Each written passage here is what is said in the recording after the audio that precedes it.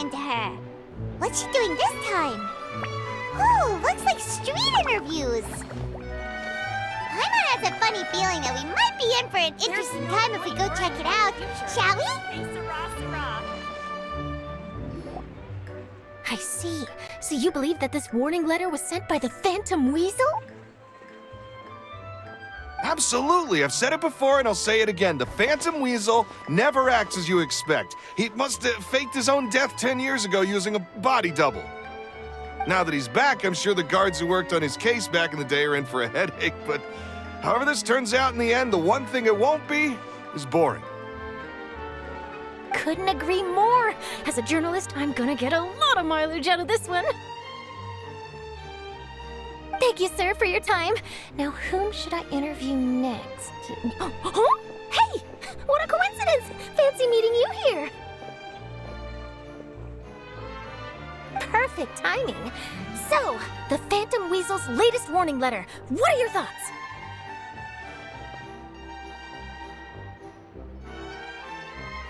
Yeah, this is the first time we're hearing of this one. Could you clue us in? Huh? Oh, sorry. Yes, this case is from a decade ago.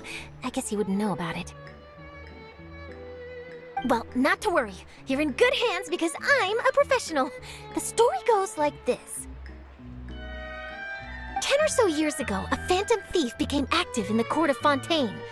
Known only as the Weasel, nobody knew his true identity, and the authorities never managed to catch him. Wow, cool! He sounds like one of those mysterious night burglars that you read about in novels. Precisely. Well, except the part where they actually have a good reputation. Our Weasel targeted whatever people held dear, and no one was safe from his predations. He would just as soon steal a necklace from a rich merchant's safe as he would a toy doll given to a commoner child for their birthday.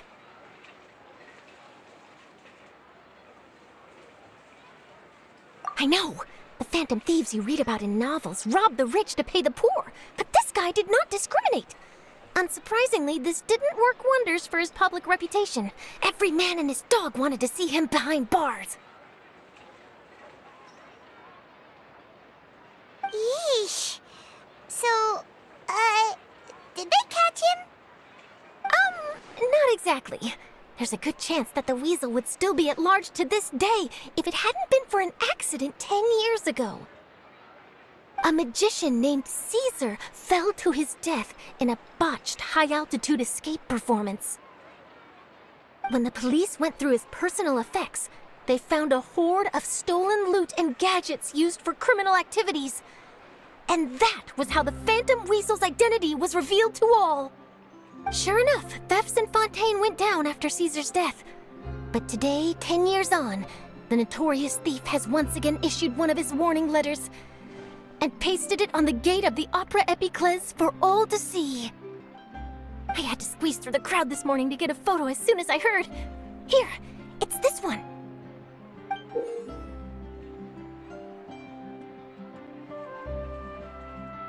So, this is the warning letter, huh? Let's see what he wrote. 3 days from now, when evening falls, I shall take from you that which you hold most dear at the Opera House, just as you did to me 10 years ago. This is, without a doubt, a clear declaration of criminal intent. After years of laying low, the Phantom Weasel is back with a vengeance.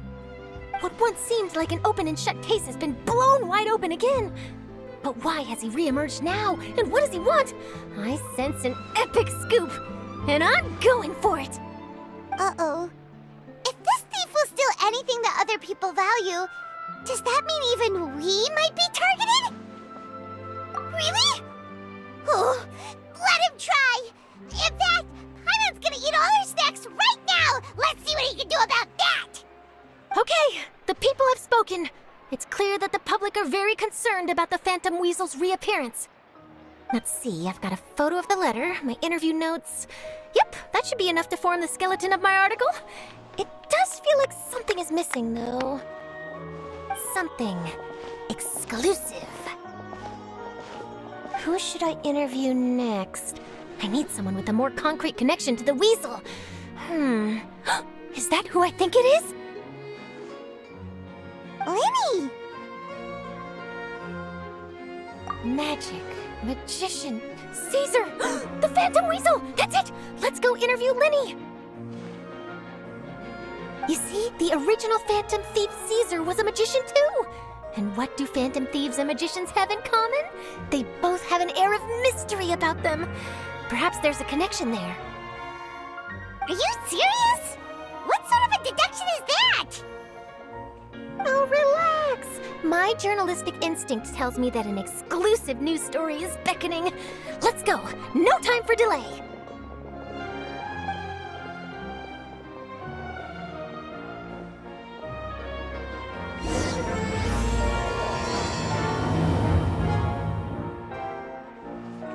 No way! I'm not guessing.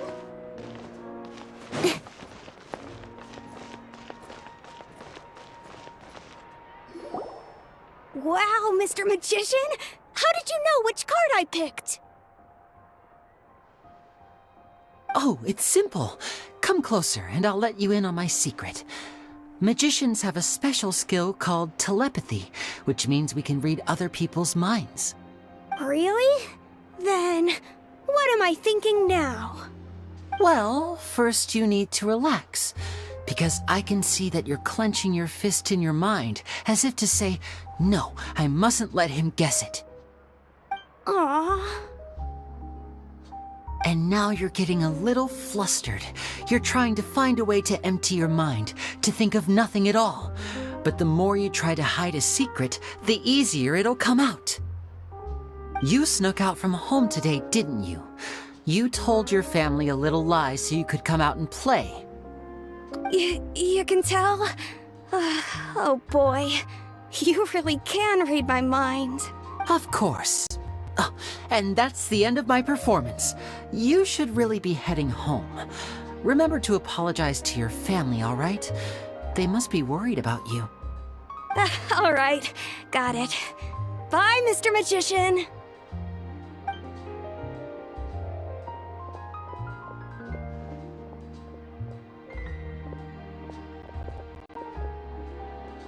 Hey, Lenny? Why, hello. We meet again. Are you looking for me? What's the situation? Well, why don't you guess, Mr. Telepathic? Oh, please. You didn't believe that spiel, did you? The power of telepathy is quite beyond me. I'm sure that child would beg to differ. Seemed like you were right on the money.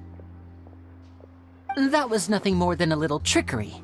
I made an educated guess based on his micro-expressions. That, plus the fact that he was the only kid here without his parents, and he looked as guilty as sin. He made it easy for me. You guys, on the other hand, let me guess. Don't tell me you're here for the Phantom Weasel, are you? Wow, got it in one! Is this more of your trickery at work? Wait, really? No trickery this time. It was pure luck. His warning letter's been the talk of the town, so I figured that maybe you were asking around about that. Bingo! I plan on writing a column reporting on the latest news about the Phantom Weasel. So, Lenny, what are your thoughts on this infamous thief's reappearance? To be honest, it makes me angry. Angry? Why? You read his letter, right? The Phantom Weasel claims he's planning something in 3 nights' time at the Opera House. That's the night I'll be performing there.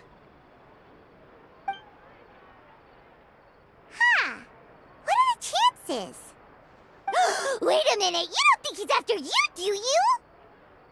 Well, if he is, then his warning is clearly a direct challenge to me personally. And if he's not, then it's still going to be a huge headache for me. The mere mention of the weasel's name is enough to scare people off, so once the contents of that letter get out, barely anyone will be showing up to watch my show. But I've been preparing for this for a long time. I'm not about to let him ruin my big day. This leaves me with only one choice. I have to expose the Phantom Weasel's identity before the show begins. Really? So what you're saying is, we might get to see a live duel between a famous magician and an infamous thief? Wow, this has exclusive written all over it! To be honest, I'm not sure if I'll emerge the victor. The Phantom Weasel is a notorious crook, infamous for his inscrutable methods. You're being far too modest, Linny. I think your magic tricks are even more inscrutable than those of a thief. Thanks for the compliment, though I have to say I don't care much for the comparison. A lot of people liken magicians to thieves because we both have the ability to make things disappear without the person noticing. But there's an important difference that these people overlook. Allow me to demonstrate with a quick magic trick. Here, I have a flower, just an ordinary flower that was picked not long ago. Watch it carefully now. 3, 2, 1. It's gone! That's the question. Where did it go? Therein lies the difference between us. Thieves make precious things disappear, but only magicians make them reappear. If I could now invite you all to check your clothes, there might be a surprise in there somewhere.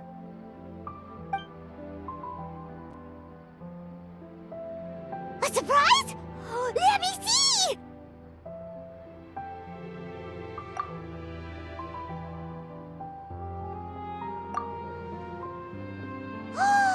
It's right there! But how? You haven't moved this whole time! What an outstanding trick! Sorry, Linny, it seems that my previous praise was woefully inadequate. Clearly, magic is the superior art form to theft. Don't worry, I didn't take offense. I just wanted to take the opportunity to perhaps change some of the preconceived notions you might have about magicians. Since Caesar's death, a lot of people associate magicians with criminality. It can be quite frustrating. I can imagine. Coming back to your trick just now, might I presume that you are well versed in floral symbolism? For example, magicians often use rainbow roses in their flower-related performances to represent passion and romantic encounters. But you used a Lumidu spell, which, if I'm not mistaken, allude to separations. I'm curious to know if there was any deeper meaning behind this choice? Impressive knowledge. It's no wonder you're such a successful journalist. But I'm afraid I don't know the first thing about floral symbolism. I'm just in the habit of using Lumidu spells in my magic. It sounds like something I should look into, though. I'll buy myself a copy of Fontaine's Floral Language Facts when I have some time. But it'll have to wait until this Phantom Weasel business is behind us. Well noted. In that case, this brings us to the end of our interview. I, for one, am looking forward to the final showdown between you and the thief. Please feel free to get in touch to update me on any further developments. Otherwise, I will of course see you at your show in 3 days' time, but let's hope the Phantom Weasel is caught by then. If there's nothing else, I'll be off.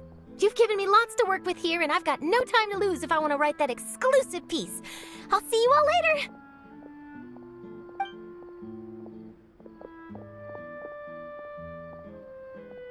So, Linny, are you gonna tell us how you did that flower trick now? I'm afraid that's my little secret. Aww. Well, magicians are entitled to their secrets. But Paimon's really itching to know how it's done. You feel it too, right? So itchy. Not so itchy then, huh? Well, since you're so concerned, how would you like to serve as my temporary magician's assistants and help me investigate? Magician's assistants? Oh, that sounds fun! Assistants are technically magicians too! Also, it'll bring us one step closer to figuring out how that darn trick is done! Shall we go for it? Excellent. Thank you for putting your trust in moi.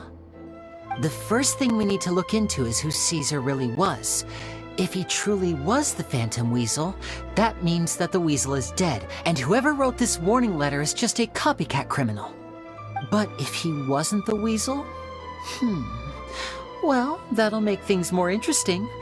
It would mean that the weasel lives, and he's been laying low all this time in some corner of Fontaine. And if we're investigating Caesar, his fiancée Gemma is a good place to start. Word is that she visits the cemetery often, so I asked Lynette to wait for her there. We should make a move. Let's go and rendezvous with Lynette.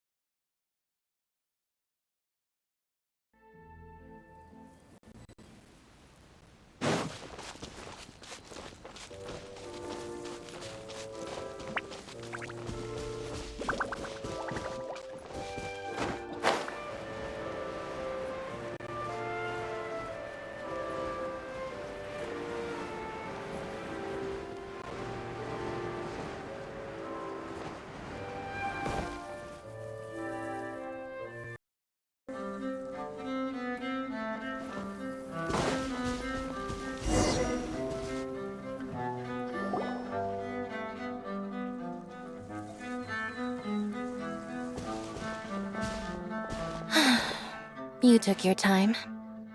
Sorry, I bumped into the Traveler and Charlotte en route, and we ended up chatting for a while.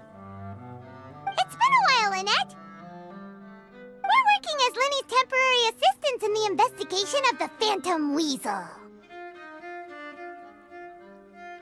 Thank you. It's good to have you helping. So, what's the situation? Have you seen Gemma? Nope. I've been here a while, and she still hasn't shown up. How bizarre. Maybe it was bad intel. Well, we won't get anywhere by standing around waiting. Traveler, Paimon, let's go ask around.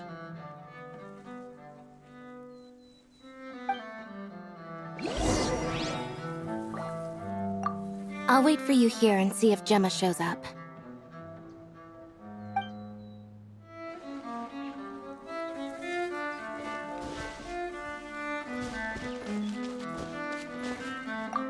A lot of people here today, huh? When did this cemetery get so popular? Same thoughts here. What's going on?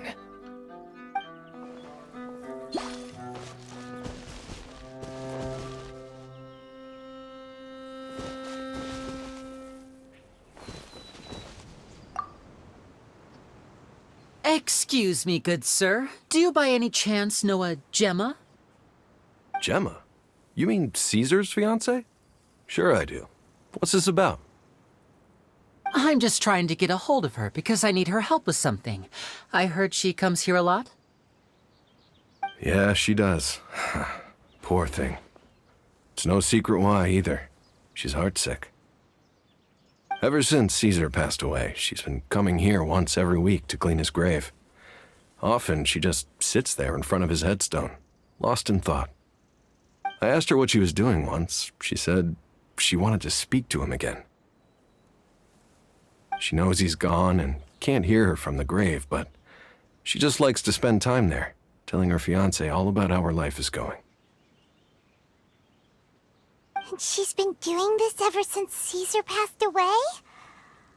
Oh, so 10 years. What? I'll bet. Caesar's reputation fell apart after his identity was revealed, so no one else visits his grave. Gemma's the only one who still thinks about him after all these years.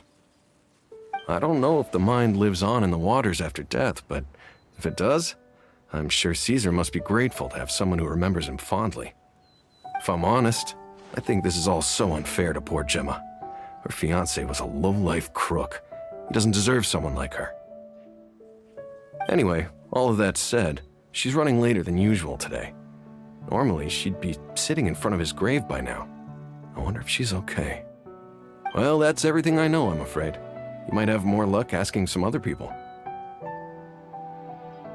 All right, well, thanks for sharing all of this with us. We'll keep asking around. You're welcome. I just hope she'll be able to move on one day.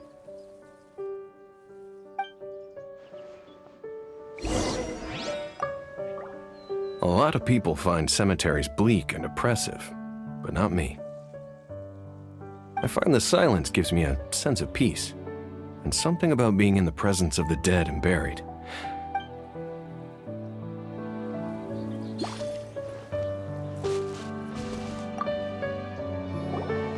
Did you hear the news? They're saying the Phantom Weasel's back. You're kidding. Wait, isn't he dead? I don't know anymore. All sorts of news flying around nowadays. I can never tell what's true and what isn't. But what if, just hypothetically, I mean, what if this weasel's the real deal and Caesar was framed? Called it. Seriously, 10 years ago, on the day it all went down, I said to myself, you know what? This guy's been set up. The Caesar I knew was a good guy. He gave balloons to children on the street, for Pete's sake. What, are we supposed to believe that he was a balloon thief or something? Give me a break. Oh, please. Weren't you the one cursing his name to high heaven when the police announced the news? You were all, oh, that gosh darn lousy son of a, you think you know a guy, or words to that effect. Wait, did I say that? I don't seem to recall. Hello there. Sorry for disturbing you, but I couldn't help but notice you were discussing the Phantom Weasel. We're actually quite interested in this topic as well, but we're struggling to get to the bottom of it. Do you think you could spare a moment to tell us a little bit about Caesar? You've come to the right people. Yep, I was there. Back when Caesar used to perform magic tricks on the street. He was a great magician. The best trick I ever saw him do was pop a transparent balloon, only for a whole bunch of doves to fly out from the inside. I was right up close and didn't blink or look away once. But for the life of me, I still don't have the faintest clue how he pulled it off. Really incredible stuff. I saw him perform too. He always used to bring some gifts along for the kids who came to watch his show, and he'd hand them out after he was done. Sometimes, he even got the kids to write their wishes down, and then he'd make the items on the wish list appear in his next show. Huh. He doesn't sound like such a bad guy. But after he died, there were also rumors that he used the wish list to find out what was precious to people, with the intent to steal it later. As I'm sure you know, the Phantom Weasel would steal just about anything from anyone. Whatever the case, now that the Weasel is back, Caesar's become a hot topic once more. I bet Gemma must be pleased. If Caesar's name gets cleared, maybe it'll finally give her some solace after all this time. Oh, speak of the devil. That's her over there. If you've got any more questions about Caesar, she's definitely the one to ask. So that's Gemma. Is it just Paimon, or does it look like something's wrong? Wait, it looks like she's injured. Come on, let's see if she's okay.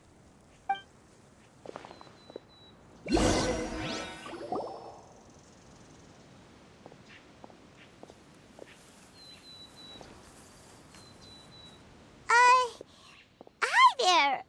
You're Gemma, right?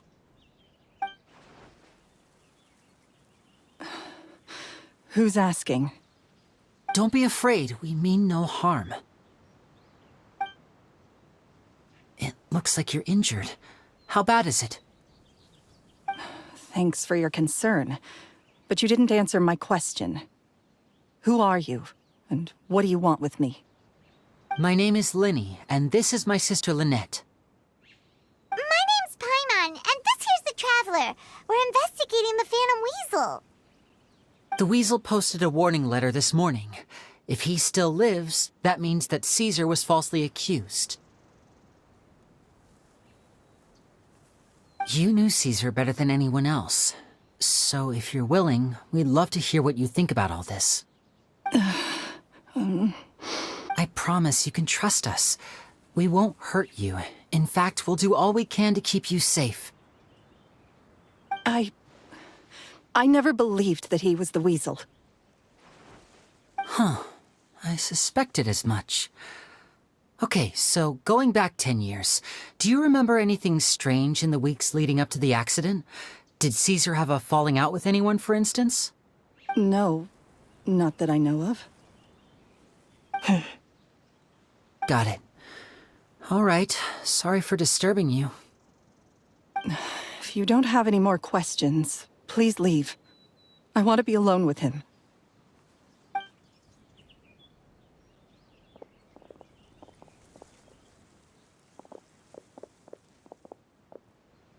Judging by the look on her face, there's definitely something fishy about her. She's lying. She definitely knows something. That's fair. We're just a bunch of strangers who showed up and started questioning her about things that happened a whole decade ago. It makes sense that she'd be wary around us. In any case, I doubt we'll get any further here, so let's call it a day. Meet me outside Hotel de Boer tomorrow, and then we'll start the next step of our plan.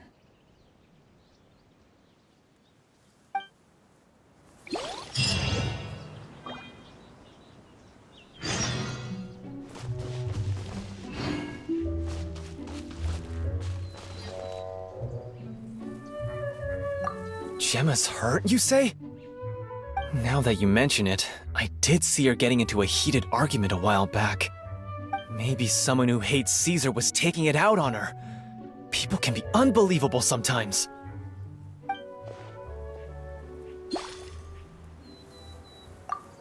Oh, Caesar. Were you or weren't you the Phantom Weasel?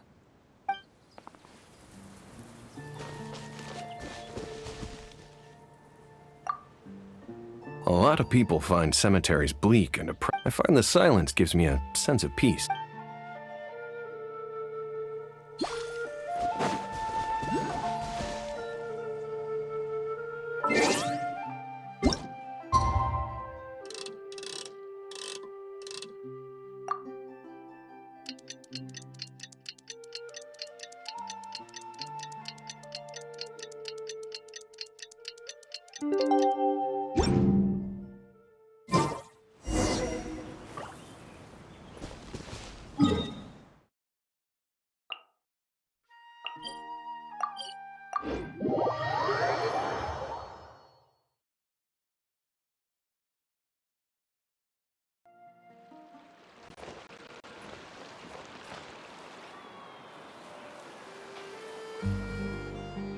Over here.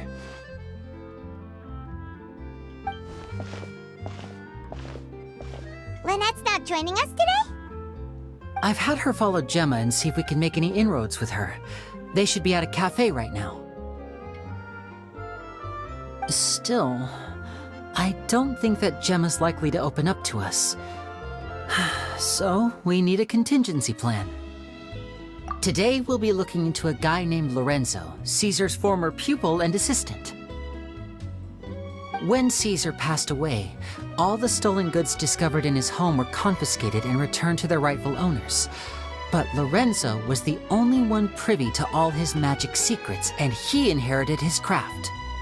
Before long, Lorenzo was the next big magician in town, his fame surpassing even that of his master, and it made him very wealthy. He's since left the magic scene, though, and these days, he's a wealthy businessman with his fingers in a lot of different pies. I had to pull a lot of strings, but I managed to get him to agree to a couple of drinks with me. Be warned, though, I hear he's got a hair-triggered temper. We'd best be careful.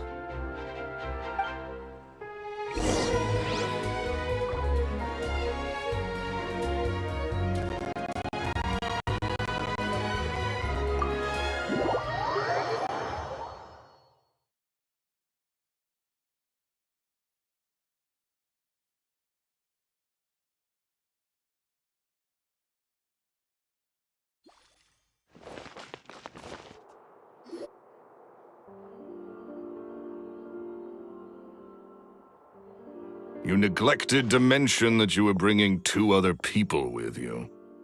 My apologies. These 2 are my assistants. When they heard that I was meeting with the former magic maestro himself, they begged and pleaded with me to bring them along. And if it's no trouble, a couple of autographs would really make their day. Oh, forget the pleasantries, just sit.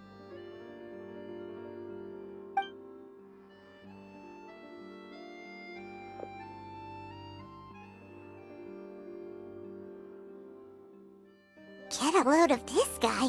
Forget the pleasantries, he says, but he looks pretty happy about Lenny stroking his ego. I only agreed to meet since we're both magicians. Do me a favor and cut to the chase. I have more important things to do than drinking. Much obliged, sir. As it happens, the matter I want to address is also related to magic. Yesterday morning, a warning letter from the Phantom Weasel appeared on the entrance to the Opera House.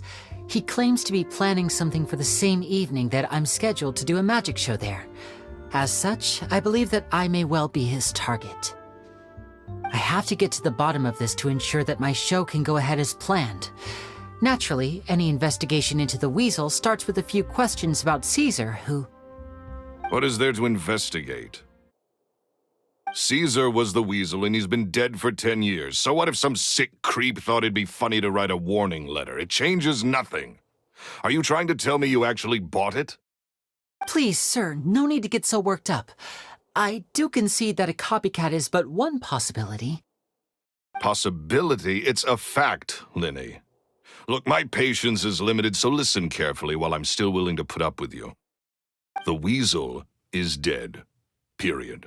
Everyone knows that, so do yourself a favor and quit this investigation. It'll lead you nowhere. Look, if this affects your magic show in any way, I will personally compensate you for any losses. Oh, sir, I'm honored, really. But this isn't about finances for me. My pride as a magician is what's at stake here, Lorenzo. Copycat or not, this person has thrown me the gauntlet, and I must meet their challenge head-on. Your pride?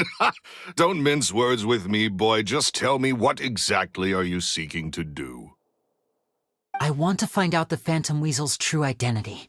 I have to know for myself what really happened 10 years ago. What would that accomplish? And what do the events of 10 years ago have to do with you, anyway? Look, you of all people should know that a magician never reveals their secrets. And in any case, dead men don't talk. So if you really care about your magician's pride, then you'll forget about Caesar and move on. Uh-oh. This is getting awkward. Lorenzo? Is that? Oh, it is you! I know that big, booming voice anywhere. What's up, my man? Want to grab a drink with me? Another day, I'm busy. Oh, come on. You can't be all business all the time. You know what they say? Live fast, die young. You gotta learn how to kick back and relax once in a while. If I wanted your life advice, I'd ask for it. Now get out of my face and go be drunk somewhere else. Sorry, my good sir. I don't believe I've had the pleasure. Oh, hey! Edmondo. He and I are business pals. We worked together a bunch of times. This is your first time meeting him? Oh, he's always like this.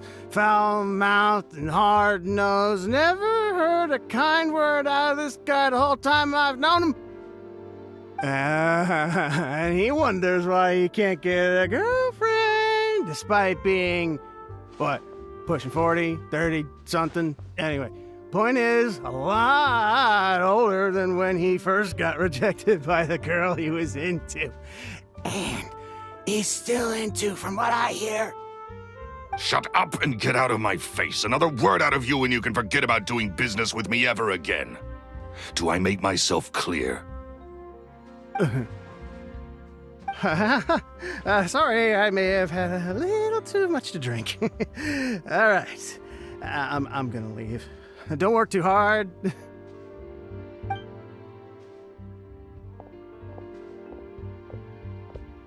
I think it's high time I made a move as well. If you really want to investigate this, Linny, be my guest. But if nothing good comes of it, don't say I didn't warn you.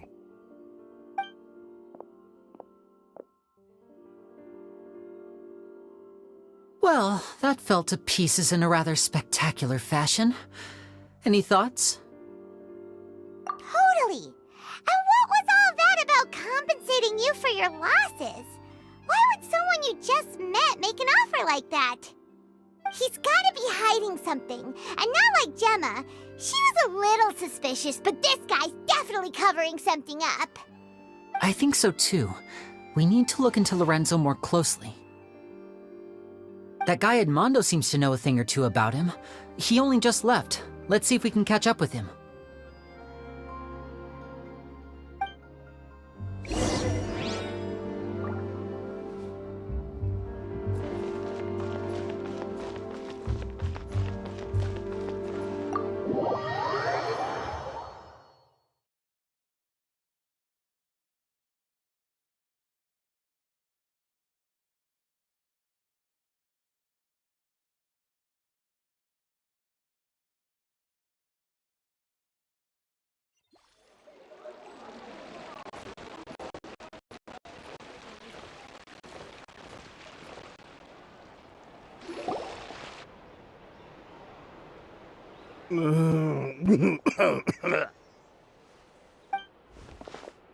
You okay there?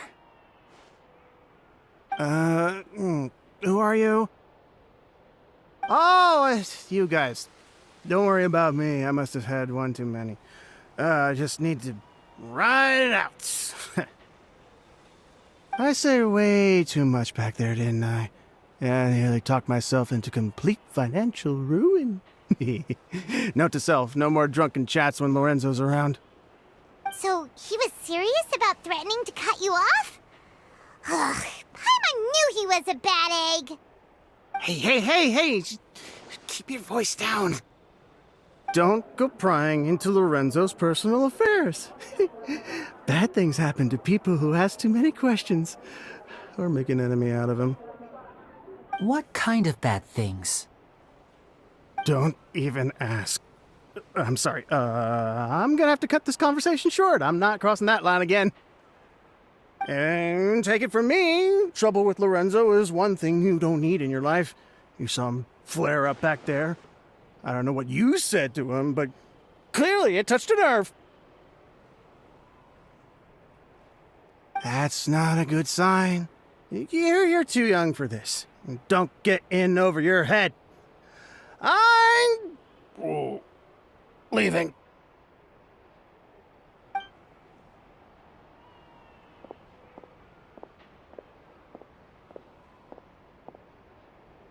And there he goes. What do we do now, Lenny? Shh! I think we're being watched. Someone was listening in to our whole conversation. Don't say anything and don't look back. Any altercation in the city will attract the guards. We'd better take this elsewhere.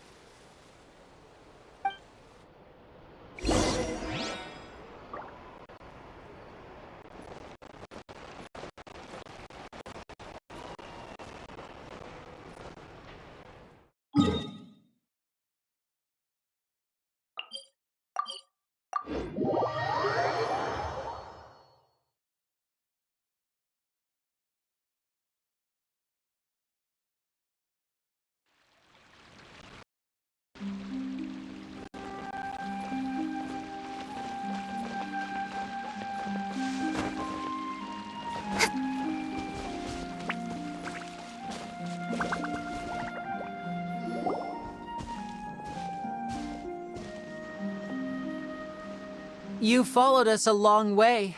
Why don't you come out and introduce yourselves? So you're Linny. And where's your sister? Ain't she with you today? Save us the trouble and go fetch her for us. Let's not drag this out. Paimon doesn't like the tone of your voice, mister! Who sent you, huh? Save your questions, missy. You ain't gonna need answers where you're going. Capiche?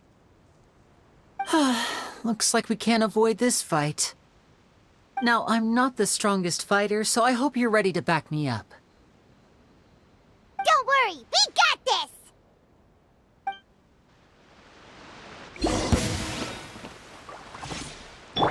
Go as one!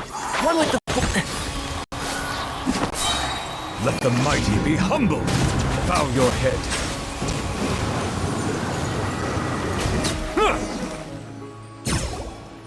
Curses. They're tougher than we thought. Vision wielders are always trouble.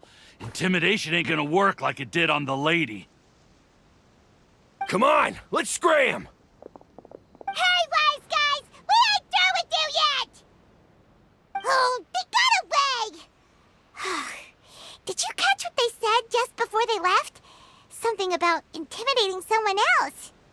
Sounds like they just wanted to rough us up as a scare tactic, and they've already done it to someone else, but who? You're right. She was injured when we saw her yesterday, and she acted like she had something to hide. Maybe she was too scared to tell us the truth because those guys had threatened her.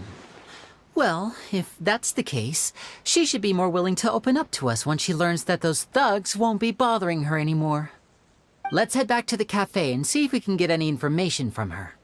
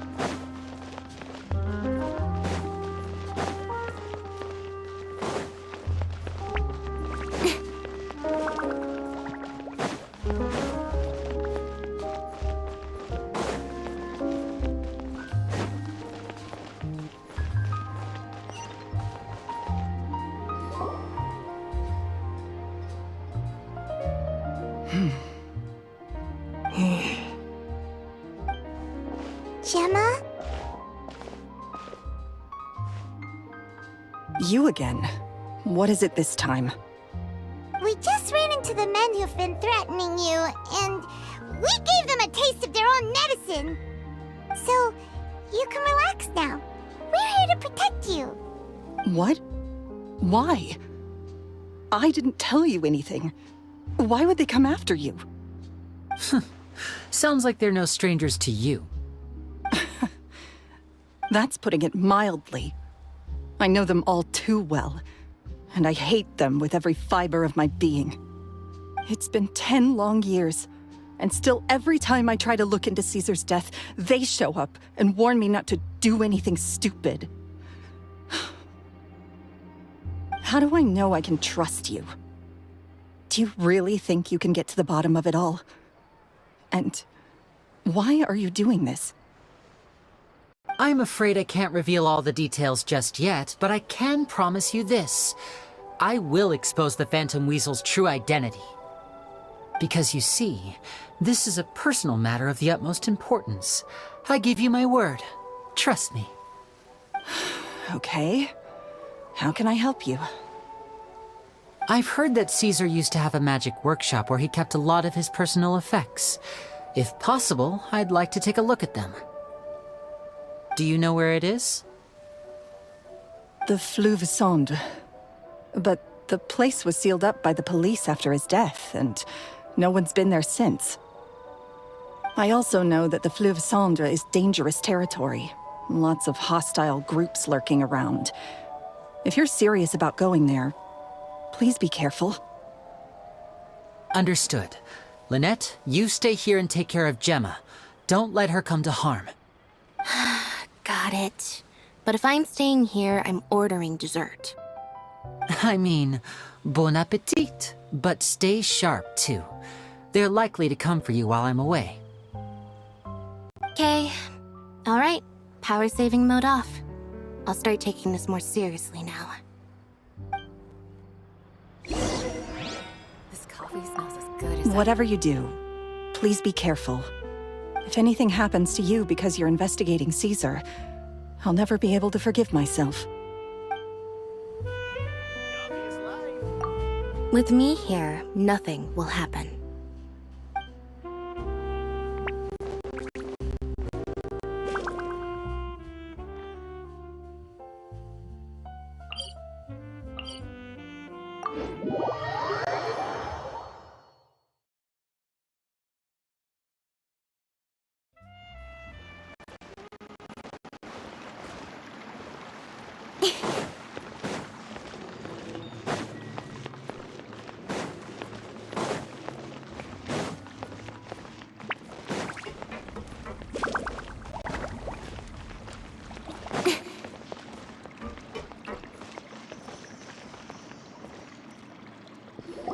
If Gemma gave us the right location, then the workshop should be right nearby. Huh. Looks like these boxes are blocking the entrance. Let's shift them away first.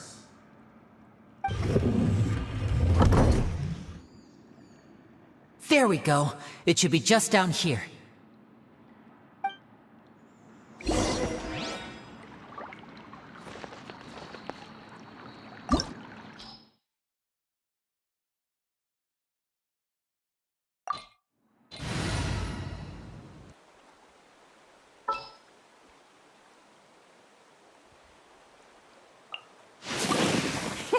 Let's go out and play!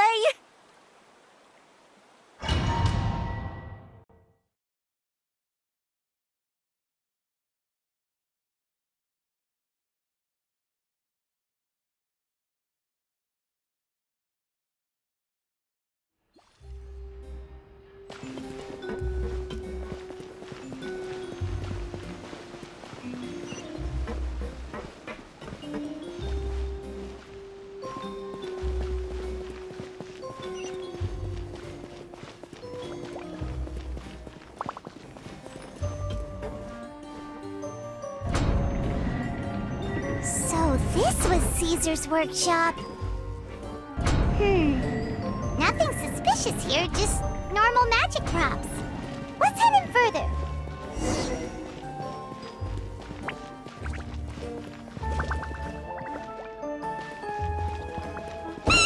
What was that? Oh, is this one of Caesar's gadgets? Guess we must have triggered some sort of device.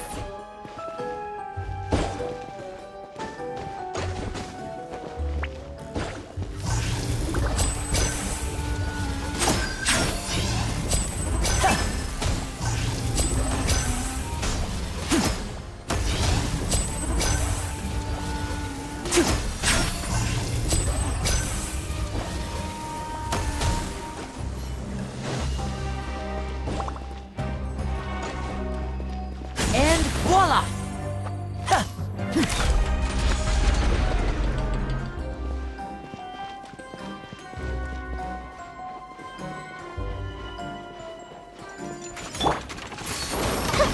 I swear by my sword! Cut to the chase! Incoming! Hey!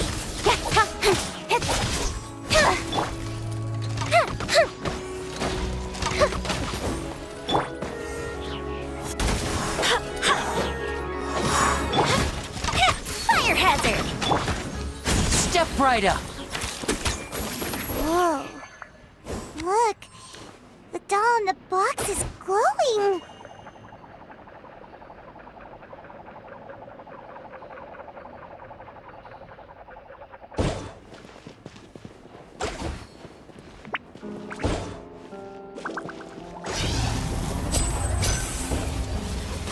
There's something written on the card on this doll.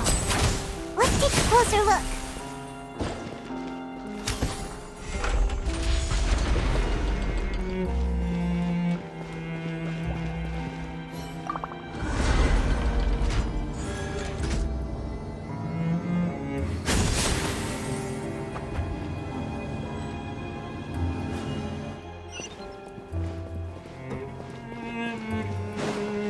Looks like we've reached the end of this route. Shall we try a different one?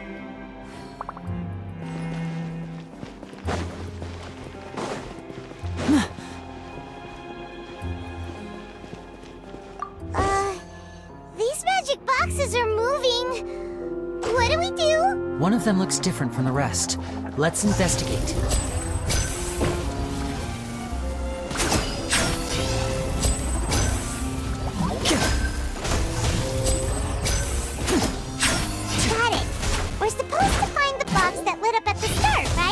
Should be another wish list inside. Let's keep trying.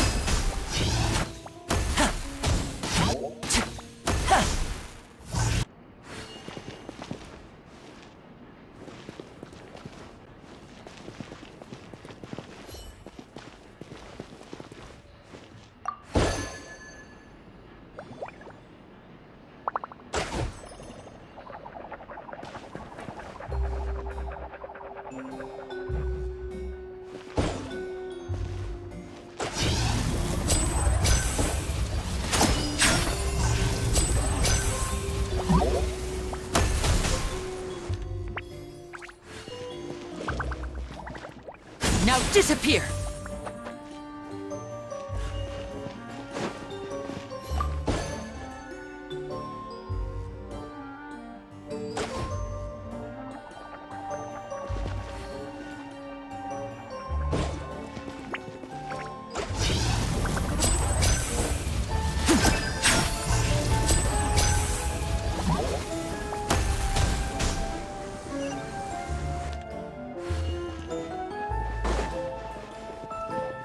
And voila!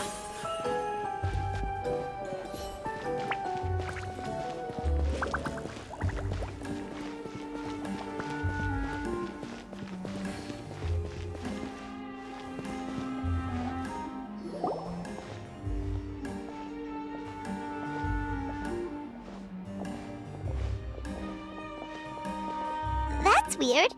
Have we reached the end already? There's nothing here. Maybe this was a wasted trip. This place seems a little too ordinary for a magician's workshop. There's a distinct lack of mystery. We've triggered quite a few devices on the way here. I'm starting to wonder whether Caesar built this whole place as one big, elaborate magic contraption. If so, then there must be more to this place than meets the eye. Maybe a hidden room somewhere. Aha! If I just move this book, then hopefully... and... presto! A secret passageway! How did you know? I'm a magician too, and apparently great minds really do think alike. Looks pretty big inside. Let's head in and take a look around.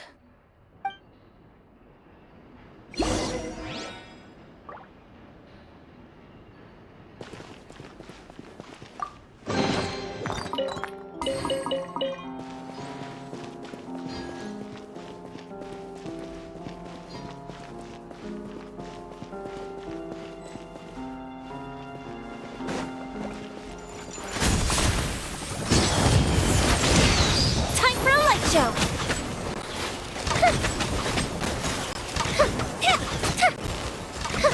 Settle down.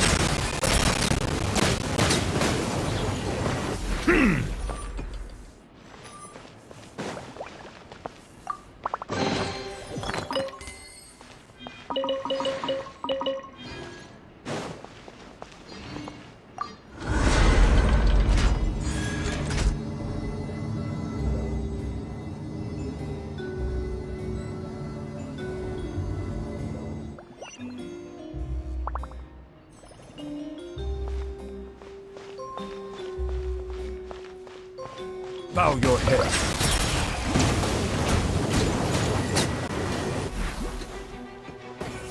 The tides beckon.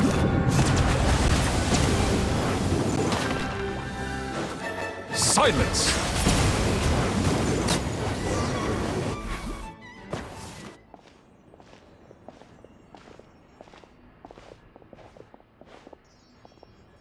Why have you stopped, Lenny?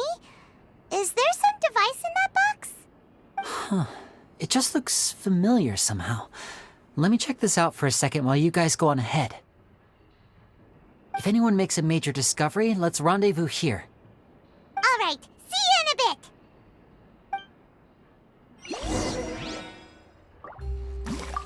The placement of this device inside. If I remember correctly...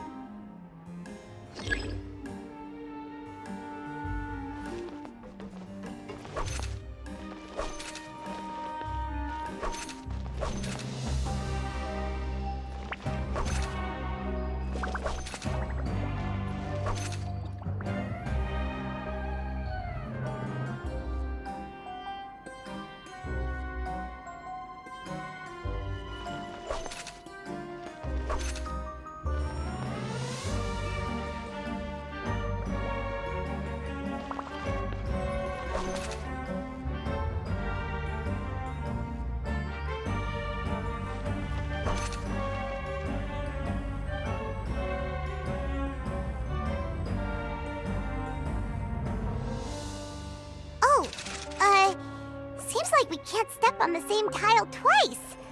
Guess we've got to finish it in one run, huh?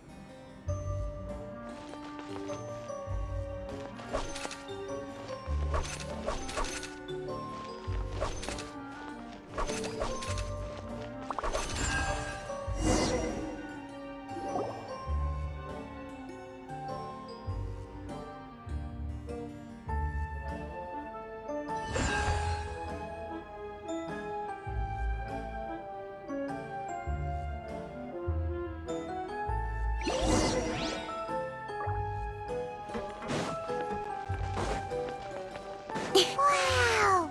There's a hidden room here! Let's see! Oh, this bookcase is full of Caesar's own notes! He wrote a lot about the principles of magic. Whew. Much too advanced for Paimon. Hey, look! Is that Caesar's diary on the table?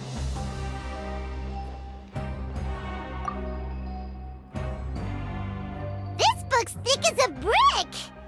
Let's take a peek inside it, shall we?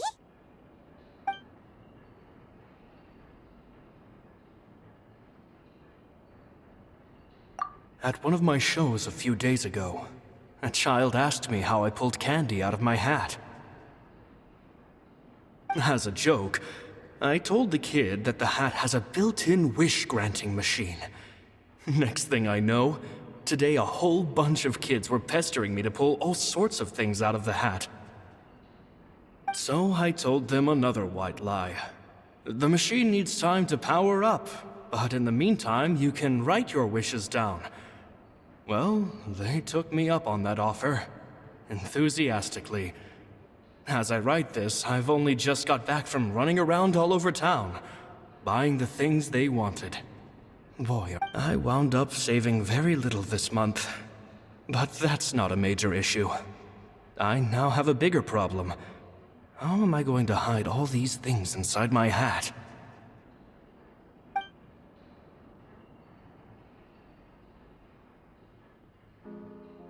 Two children came to talk to me after today's show.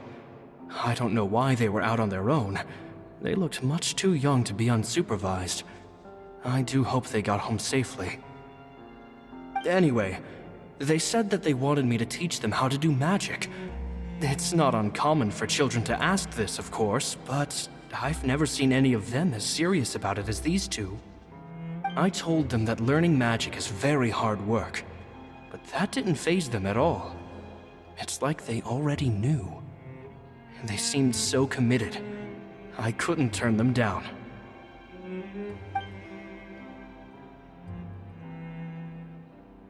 It seems like something's bothering Lorenzo lately, but he won't open up to me about it. Surely he's not upset that I agreed to teach those two children. I'll have to talk him around. I have a good feeling about those kids. They're naturally talented, and it seems like they're not new to the world of magic. They have all sorts of fantastic ideas. All I'm really doing is helping them develop a more professional standard training plan. They wanted to call me Master, but I told them they absolutely mustn't. Any magician worth their salt could have taught them what I have. They're the geniuses here. Compared to them, I don't deserve to be called any sort of master.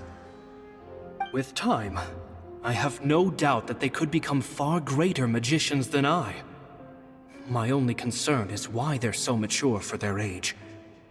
I fear they've had to grow up too fast.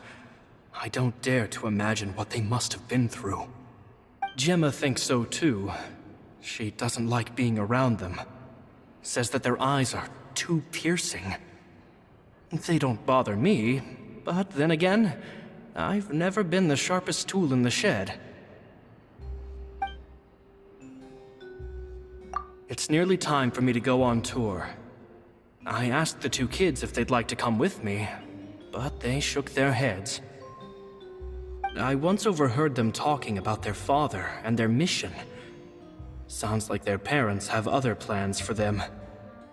I guess we'll be parting ways soon. It's only been 10 days since I first met them, but I think that I've gotten a feel for their personalities now. They're very tough, but also very cautious, and they trust no one but each other. This, I fear, is not a good habit to have. They hide things from me too. For example, when I asked them where they live and why they wanted to learn magic, they lied. That's the thing about children. Whenever they're trying to cover something up, it always shows somehow. I can sense that their lives have been hard, possibly even dangerous too. They're not like other children. It's a shame. After thinking things over, I decided to tell them a bit about how I see the world. It's full of lies and falsehoods, and that is why we must find our own truth. P.S. I hope they won't find my nagging annoying. Children are so opinionated nowadays. Will it do them more harm than good for someone they've only known 10 days to lecture them like that? P.P.S. Maybe I'm overthinking this. Children aren't interested in grand philosophies. It probably just went in one ear and out the other. I bet they've already forgotten every word I said. Oh, Caesar, Caesar. Just mind your own business next time.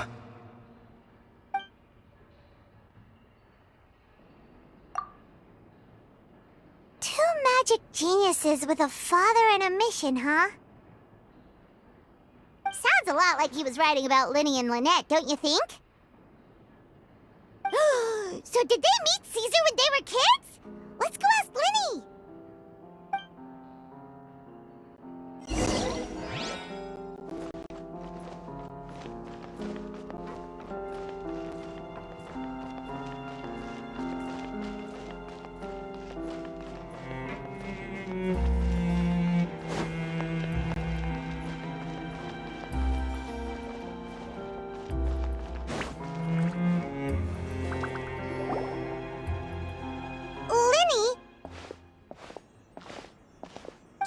hold that thought. As I expected, there's a lot of fishy things going on in this place. Fishy? Uh-oh, what have you found? All in good time. Before we go over our new leads, I want to tell you how a high-altitude escape is performed. First, the magician slots themselves into a magic box in full view of the audience. The box is then suspended high in the air, and a short while later, the base automatically opens. At this point, a dummy will fall out of the box, but it looks real enough to grab the audience's attention, and they start wailing and screaming. Meanwhile, the real magician, who has by now blended into the crowd, waits for a good moment to make their appearance and put on a hysterical performance. Oh no! Is that me? Did I just fall to my death? Very vivid description. Paimon can really picture it. And then what? The audience's gaze then turns to the magician, and by the time they realize what's happened, the dummy has vanished, as if everything that just happened was some sort of shared illusion. Of course, that's just how I think the process should work, theoretically speaking. The inventor of this trick never performed it successfully. When the box opened, Caesar was the one who fell out, and not the dummy. He fell right to the ground from the highest point of the opera house. No one could hope to survive that fall, not without a vision at least. And no one else has ever attempted this trick since. My understanding of how it works is just based on what I could gather from his notes and the relevant gadgets here in his workshop. So Caesar's famous high-altitude escape has never been done, huh? Paimon was about to say how cool it would have been to see it in person, but if it's that dangerous, it's probably for the best that no one else tries to do it. Wait a second. So if a dummy's supposed to drop out of the box, then where does the real magician go? How does he get out? Glad you asked. That brings us to the secret of said box. This box right here is the one that Caesar constructed himself to use in the performance, and it's not as simple as it looks. Inside, there's a device that only the magician himself would know about. Once the magician's inside and the box is lifted up into the air, the audience's view of the box is fixed at a certain angle. From where they're standing, they have a clear view of the front, sides, and bottom, but the back and the top are now no longer visible. At this point, the magician presses a button inside the box, opening a secret door out of view. He then escapes through this trapdoor onto the opera house roof, waits for the dummy to fall and distract the audience, and quietly returns to ground level. That's way simpler than Paimon imagined. Even Paimon could probably do it. Well, there's a little more to it than that, of course. The hardest part of this trick is controlling the audience's mood and reactions. That takes an exceptional degree of showmanship. There's the falling dummy, the miraculous reappearance, the pompous performing. Maybe the magician would even have themselves tied up before it begins to strengthen the impression that there's no escape. Many days and nights of careful research and painstaking practice would have gone into this, all culminating in a performance just a few minutes long, but one that still manages to transform the shock and grief of a tragic accident to the joy and laughter of a mesmerizing magic trick. Caesar was a highly accomplished magician, but unfortunately, even he didn't manage to pull it off. So, how did it go so wrong? You said you found some fishy stuff here. Have you figured out what really happened? I can make a pretty good guess. I looked into the case files. The magic box Caesar was using at the time of his death had the secret button I mentioned positioned on the right-hand side. And sure enough, he always used his right hand as his dominant hand in public. Okay, nothing suspicious there. But here's the strange thing. Most of the devices in this workshop have the mechanism on the left-hand side, including this box right here, which leads me to believe that Caesar was in fact left-handed. Because a magician can't afford to have their most basic habits stand out too much. People naturally focus their attention on the most important details of the task or situation at hand. But a magician needs to be able to redirect an audience's attention at will so as to avoid arousing their suspicion. The essence of magic is getting people to believe a lie. If even the truth raises eyebrows, the falsehoods become all the more difficult to mask. And so, Caesar trained himself to use his right hand to align with his audience's expectations. Great magic always requires sacrifices.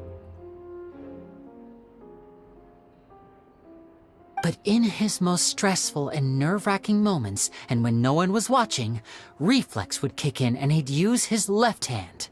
That's why he set his gadgets with the mechanism on his left. Exactly. I think that's likely what happened.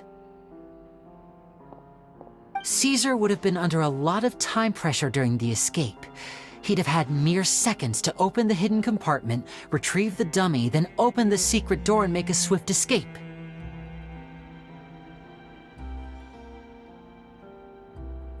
But I'm sure he was confident.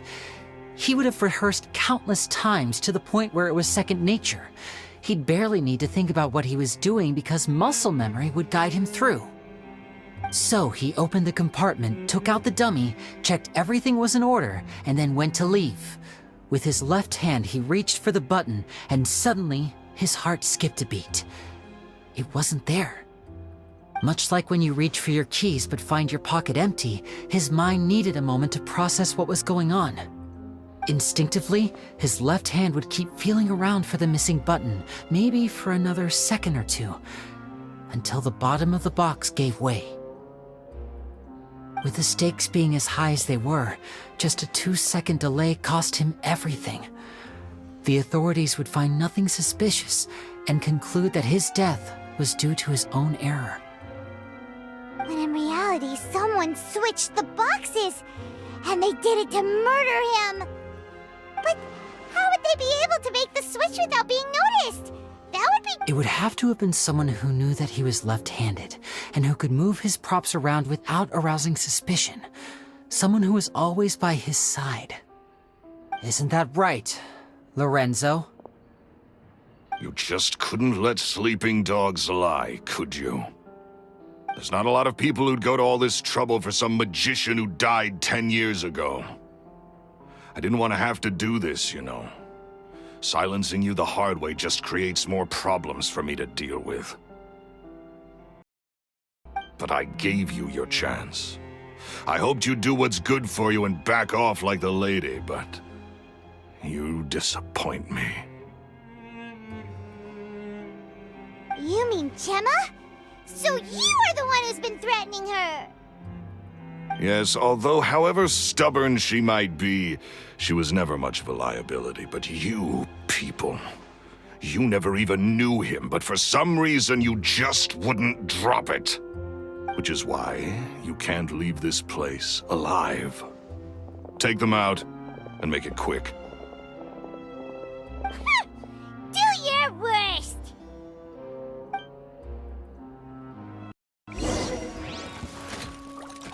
Now disappear!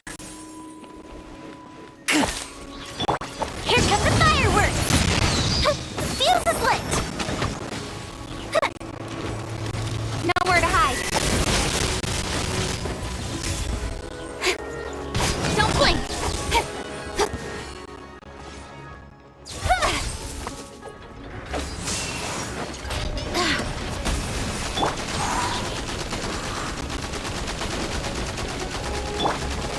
Time for a light show! Hey! With sword comes shadow. Settle down.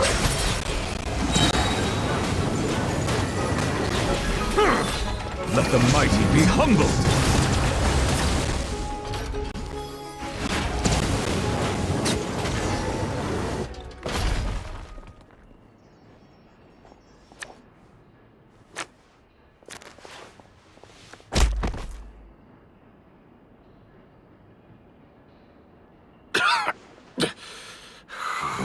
kids are tougher than you look. Had enough yet, Lorenzo? Your cronies can't help you now. I think it's high time you started talking, and what I'd really like to know is, why did you murder Caesar? If I had a mora for every time you've said that man's name. Of course you idolized Caesar, everyone else did. But I was the real genius magician. Me! He was just an amateur who did cheap tricks for gullible children. I was the one who made magic into the fine art it is today. The aristocrats doffed their hats to me! So it was jealousy. Jealousy. Hatred, more like. I hated Caesar. All he cared about was his magic. He lived and breathed it. He poured everything into his street performances and his stupid tours like it was just a hobby to him, never bothering to think about mora. What sort of fool devotes their life to the art of deception and never has a mora to show for it? But the people loved him, didn't they? Oh, how they looked up to him. No one gave me a second look. All I ever heard was, "Oh, your master's amazing, isn't he?" Amazing. Yeah, so amazing that he was completely broke. Every other apprentice was living it up at their master's expense, but no, not me. I put in all the work, mastered all the skills, and it brought me nothing more than the life I already had. He forbade me from using magic to trick people out of their mora. There was nothing he hated more than that. And with his reputation in Fontaine, it was too risky for me to go it alone. As long as he was alive, if I dabbled in my own brand of money-making magic, he would expose me, and it would destroy me. I had to kill him. There was no other way. He had to go. And this was your only motive? It was reason enough. What other motive would I need? Well, I was under the impression that there might have been other factors at play. For instance, maybe you were in love with Gemma, but she was engaged to Caesar. In love with Gemma? Don't be ridiculous. Guess I was wrong about that then. Next question. Are you the Phantom Weasel? I am. Caesar was so strict with me. He insisted that his way was the right way, that the sole purpose of magic was to bring joy to the world. I never bought into any of that. I was more interested in the practical value of magic. Sure enough, it helped me fill my pockets with all kinds of valuable treasures. Oh, yeah! Charlotte told us that the weasel would steal whatever people valued, no matter how much it was worth. That's just how it looked from the outside. What would any thief want with second-rate loot? I've only ever targeted high-value items. I stole cheap things as a way of practicing my craft. It was other people's overactive imaginations that conjured up the preposterous image they then dubbed the Phantom Weasel. So, that's the story, huh? Well, I hope you're ready to tell it all over again during your trial. What choice do I have? You're a pack of wolves, and you've got me between your jaws. You've seen what's here, and my last-ditch effort to stop it getting out has failed. So be it. I've enjoyed power and wealth for the last 10 years, the likes of which Caesar could never give me. I wouldn't choose for things to end this way, but I regret nothing. Very well. In that case, I'll contact the guards. Traveler, Paimon, keep an eye on Lorenzo for me. I'll meet you just outside the workshop when I'm back.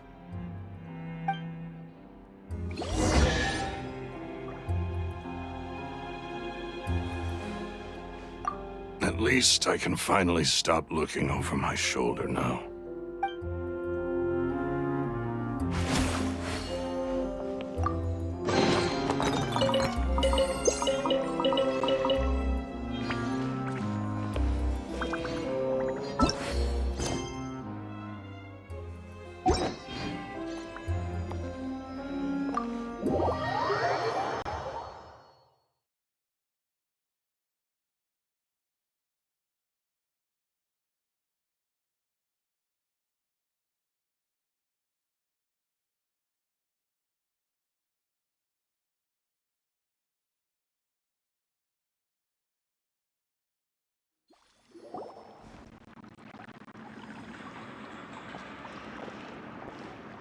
Lily has told me the whole story. Lorenzo, do you confess to the murder of Caesar and to framing him for the Phantom Weasel's crimes? Look who's finally developed a conscience. What kind of disciple murders their own master? I hope it was worth it, because there'll be hell to pay.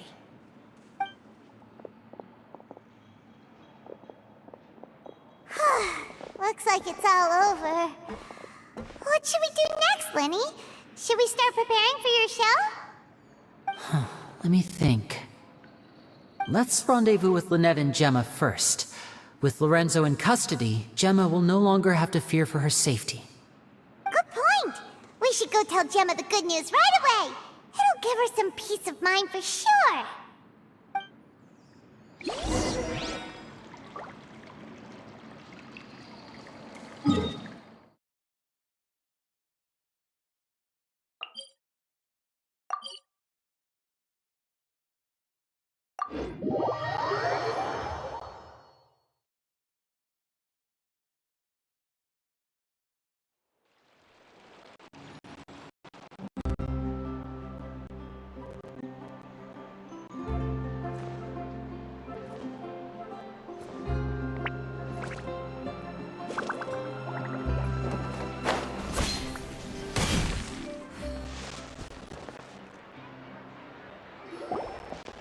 Ah, you're back.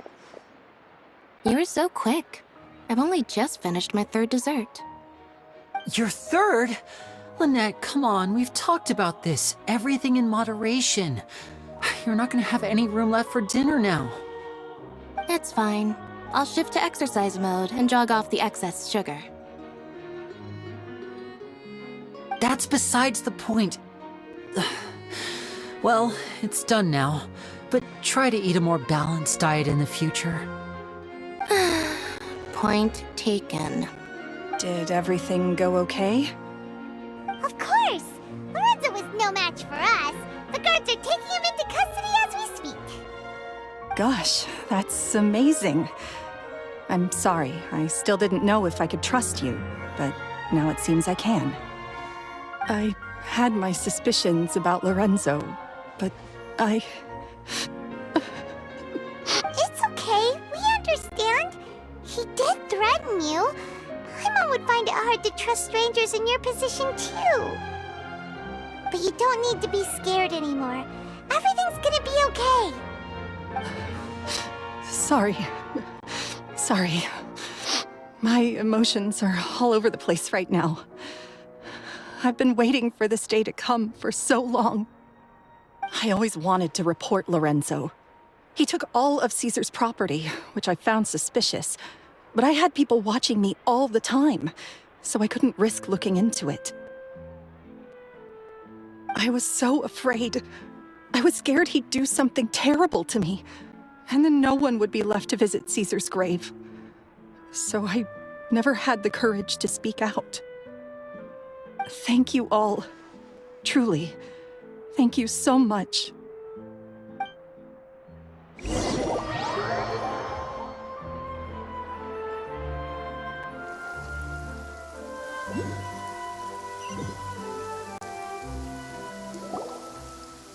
Thank you all for clearing Caesar's name.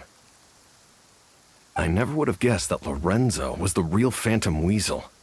He never showed any signs that there were problems between him and Caesar in public. From the outside, it looked like they got along great.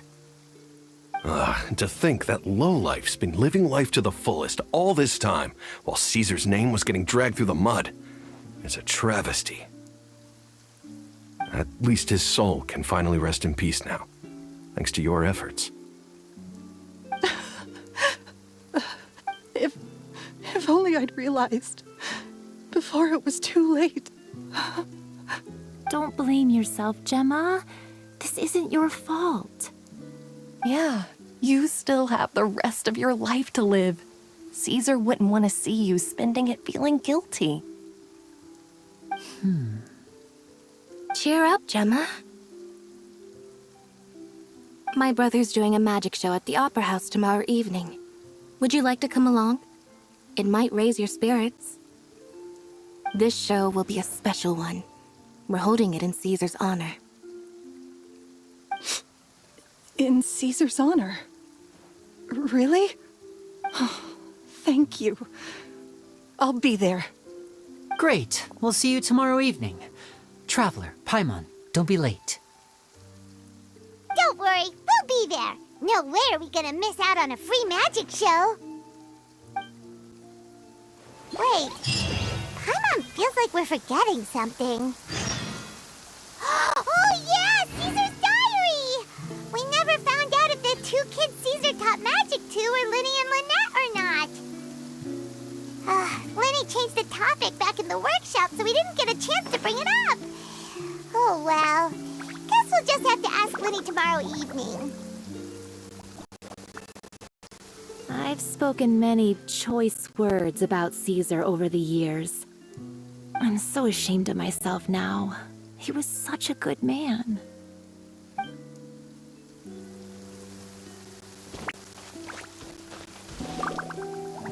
I can't believe Lorenzo was intimidating Gemma all this time. He comes around here sometimes. Not to clean Caesar's grave, though. He just stands off to the side and watches Gemma from a distance. She must have known, but she never asked him to leave. I wonder why that is.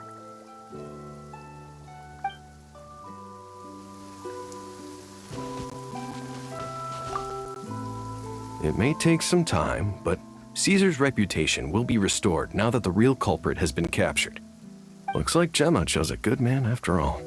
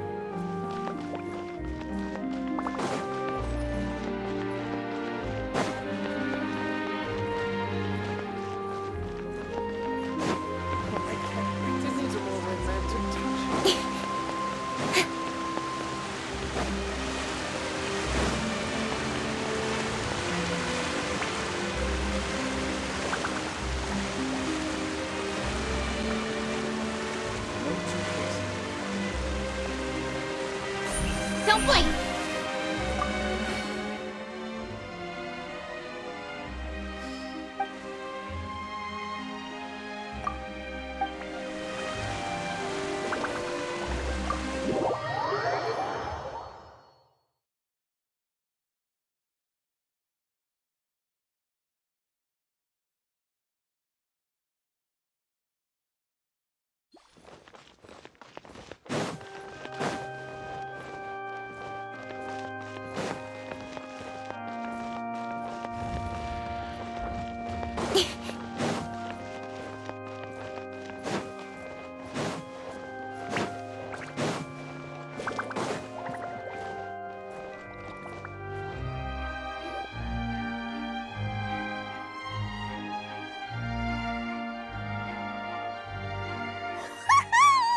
Paimon's excited to see another of Linny's magic shows! Wait. Lynette, shouldn't you be on stage by now? Not this time. My brother's going solo today. So, I'll be watching with you. Good evening, ladies and gentlemen. I hope everybody's ready because the show is about to begin. The great magician Linny has prepared a spectacular show for us all tonight, concluding with an all-new grand finale that no audience has ever seen before. Wow! A new trick! Thank you all so much for coming. Now, prepare to join me on a journey through the mystical and miraculous.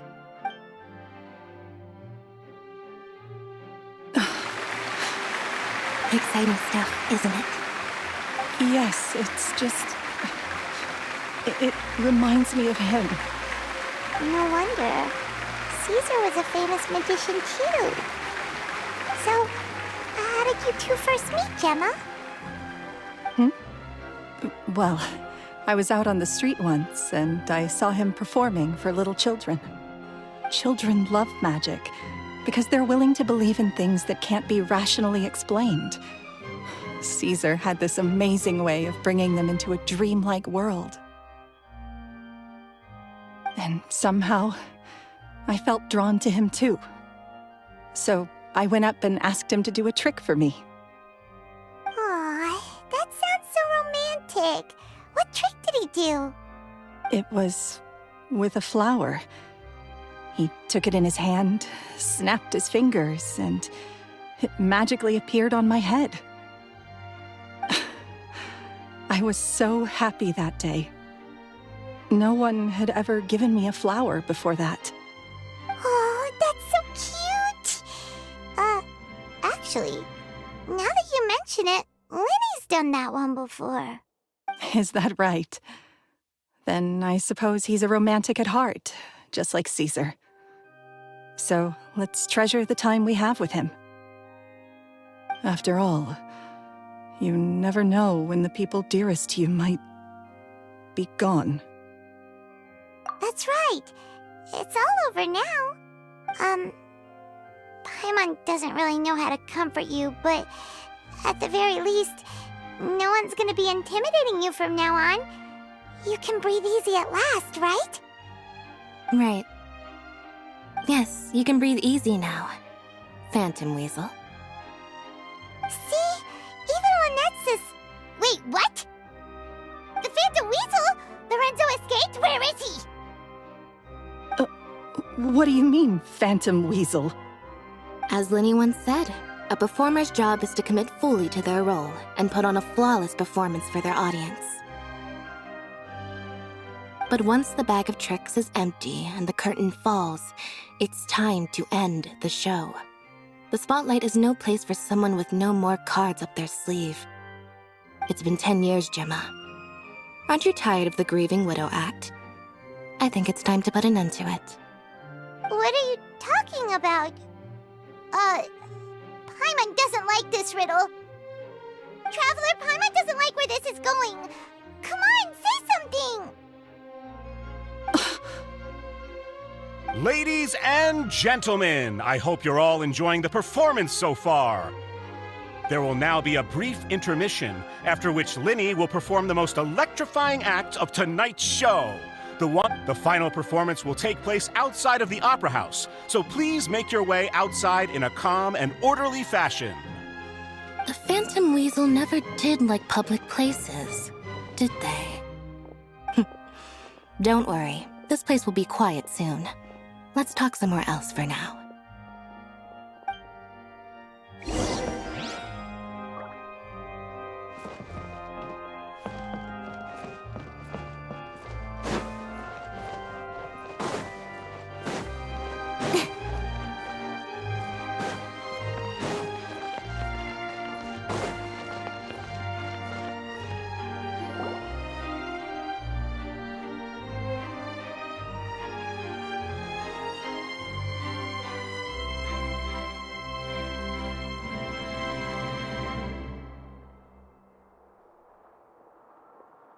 Dear me, this is awkward, isn't it?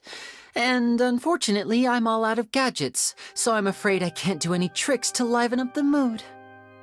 This is a big mistake for a magician to make, but thankfully, I do have a backup plan. Now, who wants to hear a story?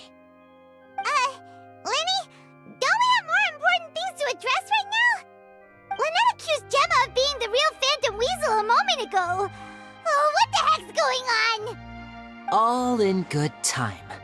Magicians are good at guessing what people are thinking. I know the questions you want to ask. And as it happens, the story I'm about to tell might answer a few of them. Really? Well then, let's hear it! Paimon's dying of curiosity here! Let's go back to the very beginning. A decade ago, when the Phantom Weasel was terrorizing the court of Fontaine. She never missed a target, never left a trace, and no treasure was safe from her thieving hands. But as her infamy grew, so did the readiness of the police, and her opportunities to act became ever fewer.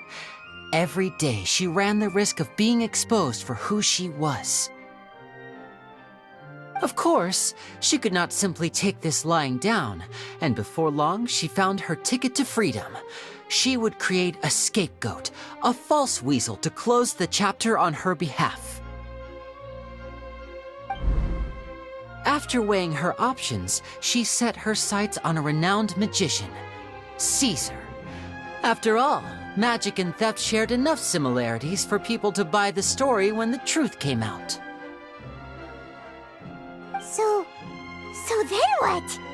Being the master deceiver she was, the weasel easily earned Caesar's trust. Now all that remained was to frame him for her countless crimes. But as she was considering how to make her move, she noticed Caesar's aggrieved pupil, and a new thought entered her mind. Maybe I don't need to get my hands dirty after all. At her encouragement, Lorenzo tampered with Caesar's magic box, causing him to fall to his death.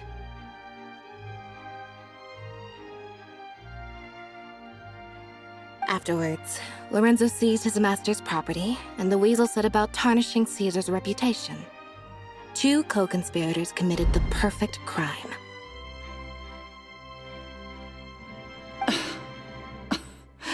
I've got to hand it to you. You're both exceptional storytellers. It's enough to make even me wonder whether there was really another mastermind behind all this, pulling the strings. But I just have one question. You seem to think that I am the villain in this tale. What's brought this on, Linny? Is it something that Lorenzo said? Don't worry, Lorenzo said nothing at all. But I never believed that he was the weasel, and in fact, my investigation only made me more certain of that.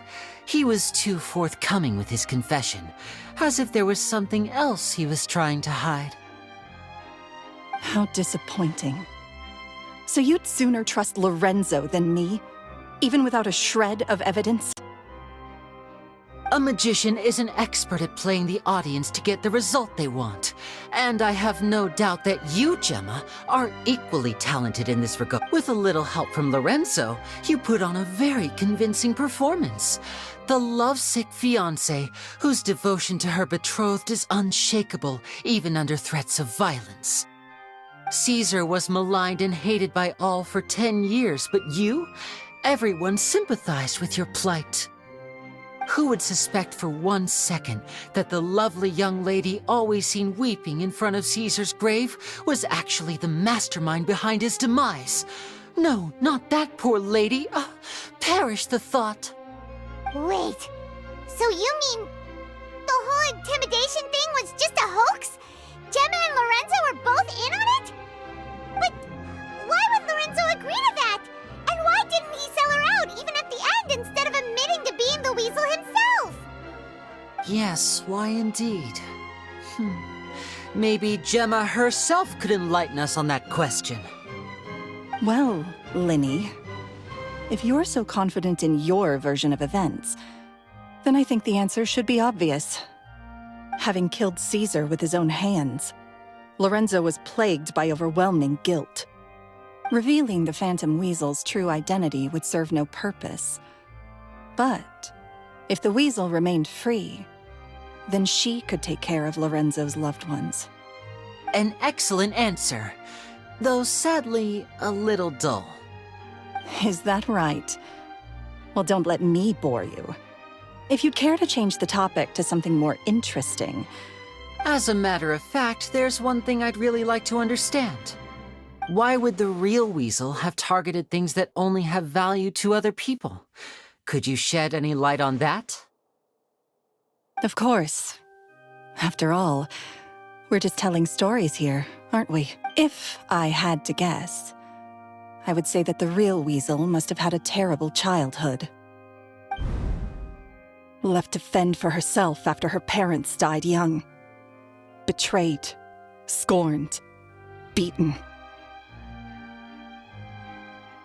She'd scrounge waste paper from garbage bins to draw on, using twigs and dirt for lack of ink and pen. She'd sew ugly rag dolls from whatever scrap material she could get her hands on. This was her only source of happiness in life. But it was all she needed, and she was content. Until once again she was betrayed. And this time everything was taken from her. She felt like life was a miry pit that dragged her further down the more she struggled to escape. At that tender age, she should have been happy. Instead, this was a fate too cruel for anyone to bear. Her pain became a breeding ground for dark thoughts. Thoughts which festered and grew into a twisted solution to her troubles. I detest the happiness of others, in all its forms alike. I will rob them of everything they hold to be good and true, and it will fill the void in my soul. That's some pretty heavy stuff. Now it all makes sense. Does this story satisfy you, Linny? Yes, it is quite to my tastes. Thank you for helping to clear up my confusion. Huh. That's right! What drove you to write that letter, Gemma? What were you trying to achieve there? Because without that, none of this would have ever come to light! She didn't write the letter. After 10 long years, I'd hoped that the Phantom Weasel would be consigned to the history books by now. But it seems like someone still wasn't ready to let her finally be at peace. Linny. Or should I call you the Phantom Copycat now? You were the one who posted that letter outside the Opera House. But why? Very sharp, Phantom Weasel. Still as shrewd as ever. Well, no need for me to be coy about it. Our goal was to clear Caesar's name. The most straightforward way to change the public's impression of Caesar was to force the Weasel to show themselves. That's it? You had no other agenda? Of course we did. We made it quite clear in the letter, I believe. I shall take from you that which you hold most dear, just as you did to me 10 years ago. 10 years ago? You mean Caesar's death? You met him? Wait. Oh, I get it. You were those two obnoxious kids.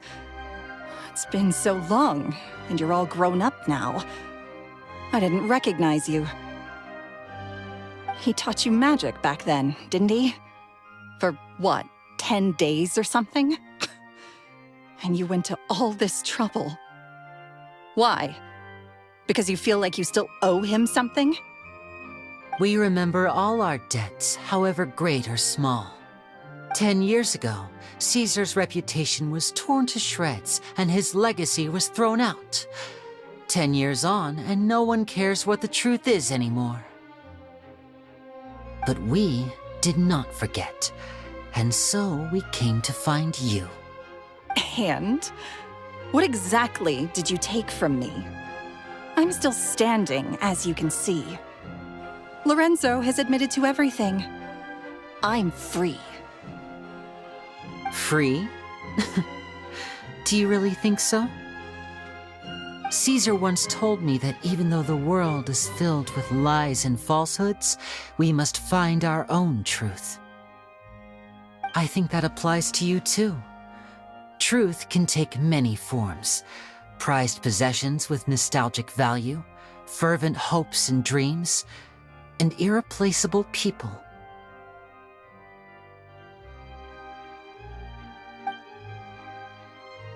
Life took many things from you, and those wounds never healed. When they ached unbearably in the dead of night, stealing became your way of numbing the pain. What are you trying to say? I'm saying that for the last 10 years, you've been living a rather uneventful life. Perhaps that's because you found something other than a life of crime to fill the hole? Back to Lorenzo for a second. He murdered his own master, played along with your act, and took pains to make sure any suspicion would be directed towards him. But what did he have to gain from all that? He knew who you were and the things you'd done, and despite that, he was willing to give everything up for your sake. He's the reason that you haven't felt the compulsion to steal in all these years. You're more than just accomplices in murder. You're the only real friends each other has. So I think you know, deep down, that he is the only truth you have in your life. But that truth is gone now, and I guarantee you, you'll never see it again. Congratulations on your freedom, Gemma. Your freedom will cost you dearly. From now on, you'll be all alone in a world full of lies and falsehoods. I do hope you'll be able to bear it. You've still got a long life ahead of you after all. Gather round, one and all. The time has now come for the amazing Lenny to perform his final act in tonight's show. I'm sure you're all wondering what he has planned for the grand finale. Well, wonder no more, for the answer is a death-defying high-altitude escape. A high-altitude escape? I'm sure you all remember the magician Caesar. This was the very trick that led to his fatal fall, after which he was dubbed the Phantom Weasel. But we have now learned that Caesar was wrongly accused, and that the real Weasel has now confessed to their crimes. Guess that's my cue to leave. Whew. I've been practicing this one for ages now, but I'm still a little nervous.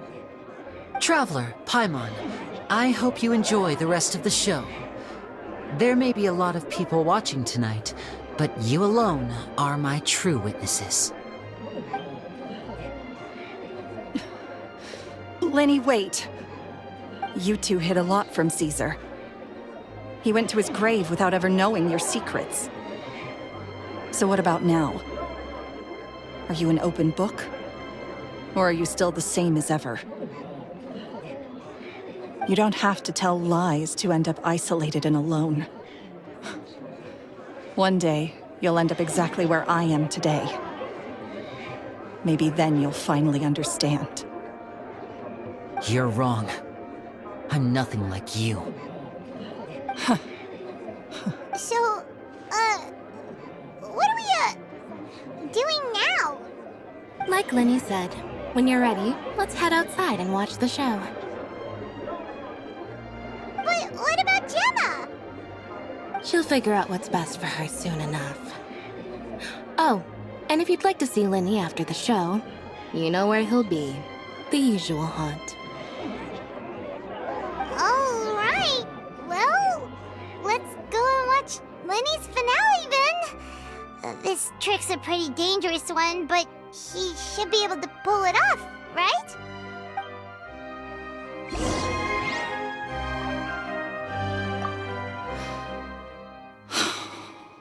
What is my truth?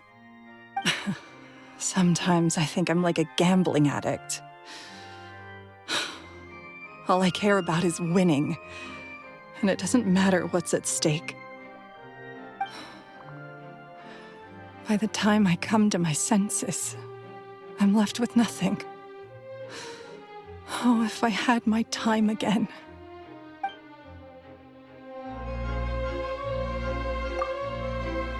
Magicians are not like thieves. Thieves only tear things apart. But good-hearted magicians, they put things back together.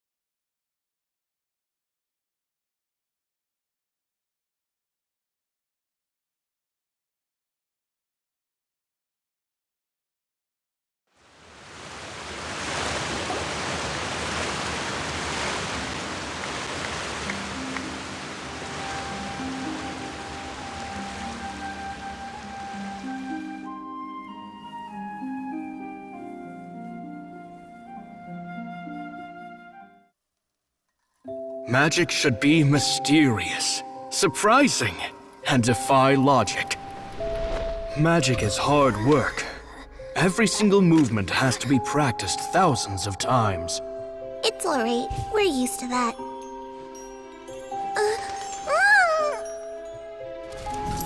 We're sorry.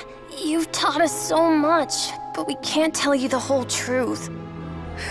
It's okay. Do you still remember what I told you? This world is full of lies and falsehoods. I only hope that one day you can find your own truth. What about you? Have you found your truth? Magic is my truth. I want to perform a magic trick so great that people will always think of me when they talk about it. For a magician, what greater honor could there be? Look! Behold! Linny is sealed inside the box. Will he manage to escape? 10 years ago, Caesar attempted this very trick, and it was at this precise moment that...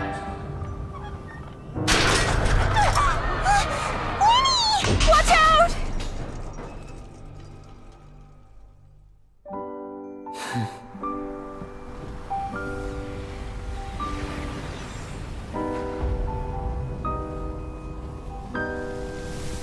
Mysterious. Surprising. And logic-defying. Isn't that right? This honor belongs to you, Caesar.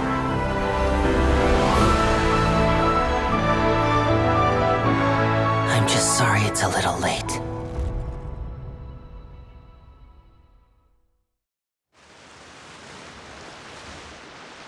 Did you see that? 1 minute he was falling, and the next, he turned into flowers. How could he possibly have done that? How mysterious.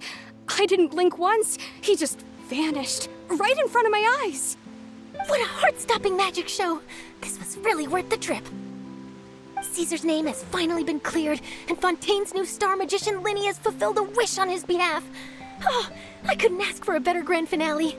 It will make a great headline for the Steambird tomorrow, even if I do say so myself. Whew. Looks like everyone really loved Linny's grand finale. Paimon doesn't see Linny anywhere. Where'd he go? Oh, Lynette said he'd be waiting for us at the usual hunt. But, where is that? Oh, you mean the one where Caesar's buried? Yeah, that's probably it. This whole magic show kinda seemed like Linny's way of saying goodbye to Caesar. So it makes sense that that's where he'd be afterward. Alright, let's go look for him there.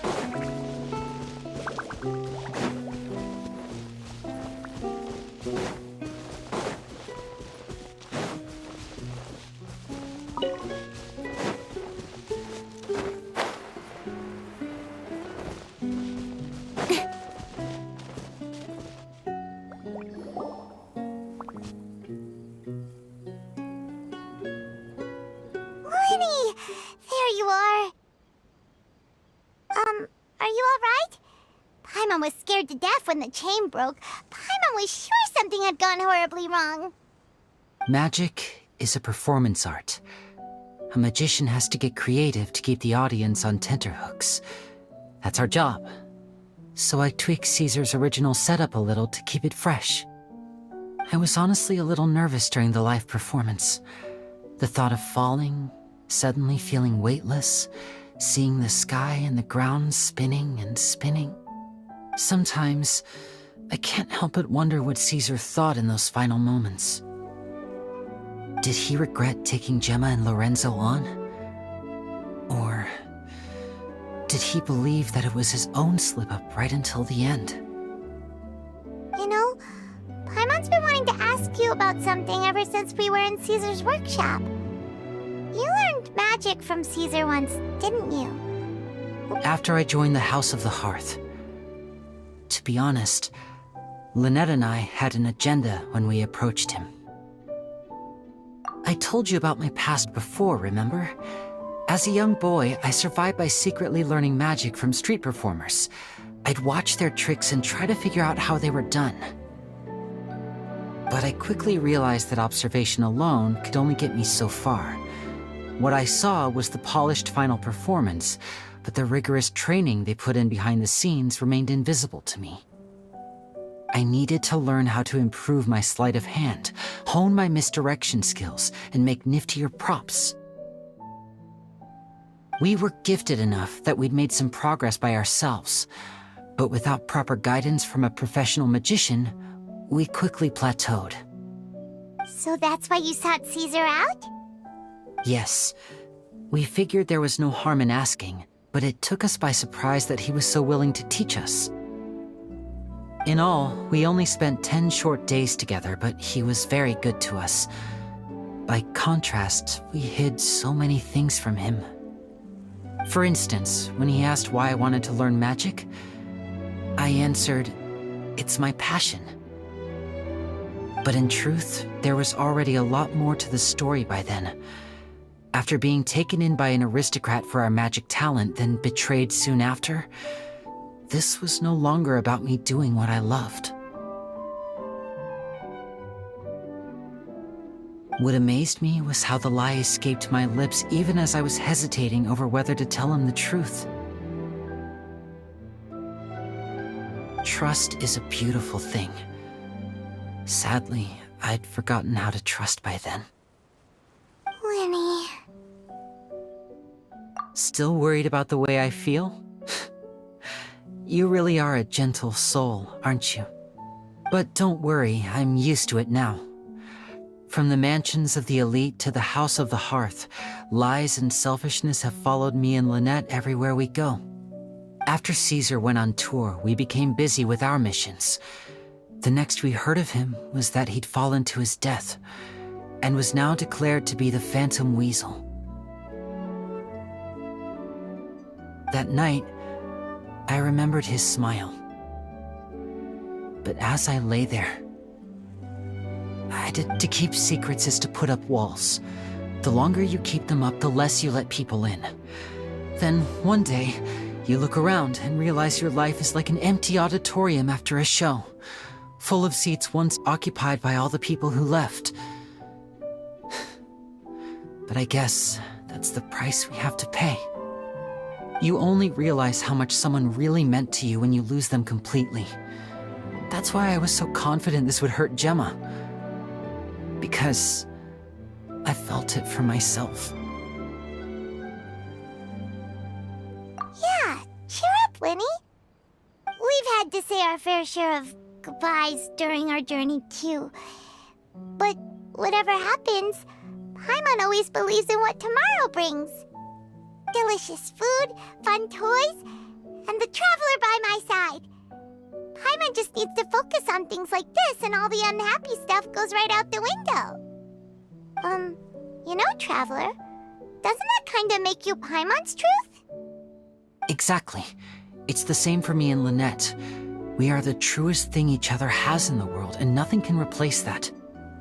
Life has taken plenty from us, like it did from Gemma. But at least it left us with each other. That's what gave us the strength to get through the darkest days. That's why the darkness never consumed me and why it never will. Maybe we live in the shadows too, but we remember every precious ray of light that shines through. All right, time to lighten this conversation up a little. What did you think of the show tonight? Were you happy with it? It was amazing! Part of me just wishes we hadn't been so distracted with the Gemma situation. We spent most of our time in the opera house just talking and pretty much missed the entire first half of the show. Lenny, could you do just one more trick for us? Whoa, that's a bit of a tall order, I'm afraid. The show's just finished, so my sleeves are decidedly card-free right now. Aw, come on! Surely you can think of something. The Lenny Paimon knows can do anything if he puts his mind to it. Oh, all right then. I'll give it a go, but only because it's you. Watch closely. I have a flower in my hand. You liar! There's nothing in your hand! We ain't going along with this! Huh? My goodness, you're right. But I could have sworn I brought one here with me. Okay, try this. Count down with me. 3, 2, 1. 3, 2,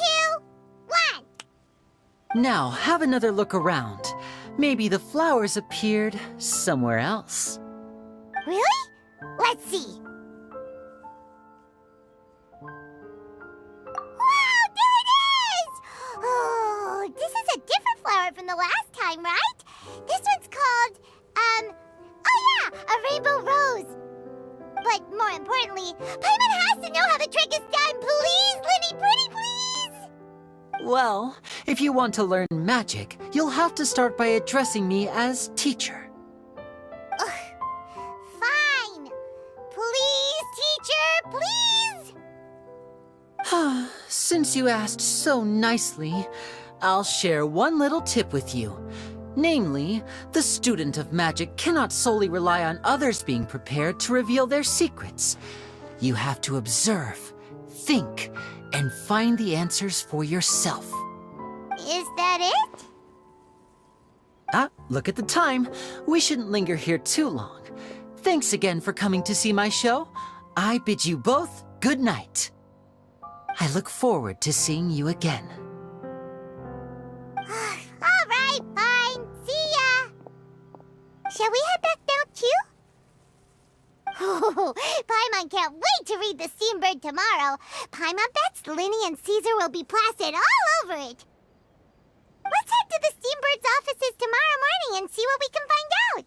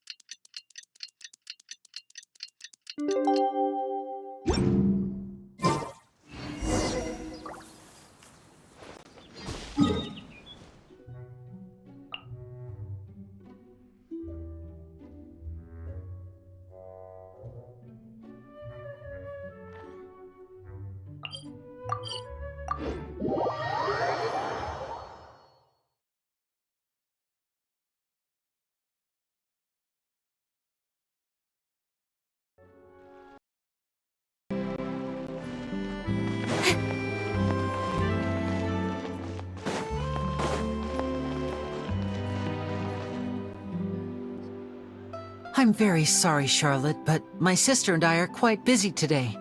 I'm afraid we'll have to decline this interview. Oh, please, Lenny, I'll only take a moment of your time, if you would be so kind. Huh? What's happening here? I spent all night writing my piece about the Phantom Weasel, and it was going to go to print this morning. But just as dawn broke, I suddenly received news that Caesar's fiancée, Gemma, had contacted the guards and confessed to having been the real Phantom Weasel all along. That was quick. Too late, bro. That was quick, you say? It sounds like I've got some catching up to do. Please, fill me in. Whoops. Aha! My instincts did not lead me astray. You do have something to hide. Gemma turning herself in must have something to do with Linny's performance last night. Maybe watching my high-altitude escape trick reminded her of a better time with Caesar, and she could no longer ignore the voice of her conscience. Huh. Okay, then. Wait, no, there must be more to it. If that's all it took for her to have a change of heart, how did it take her 10 whole years? Well...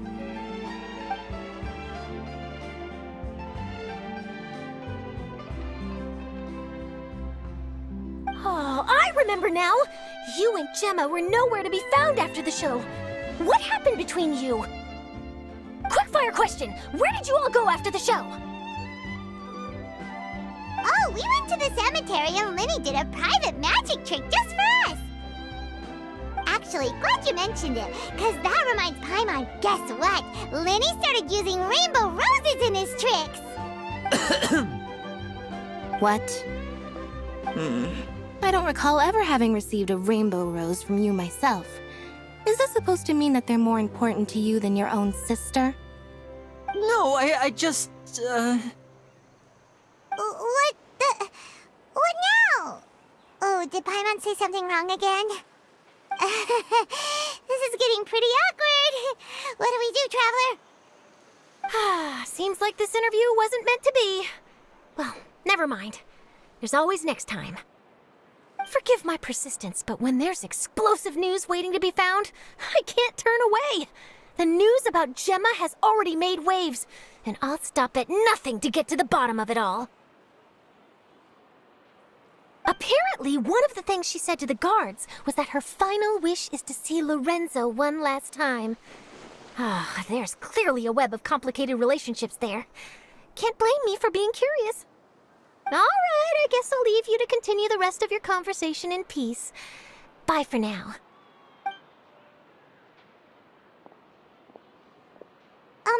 Lynette? Paimon didn't mean to... Don't worry, I wasn't angry. I was just trying to distract her. Oh, really? Oh, thank goodness. You scared Paimon there. Phew. You and me both, Paimon. You and me both. At least it did the job, right? Please, take good care of that rainbow rose. I'd be really upset if you lost it.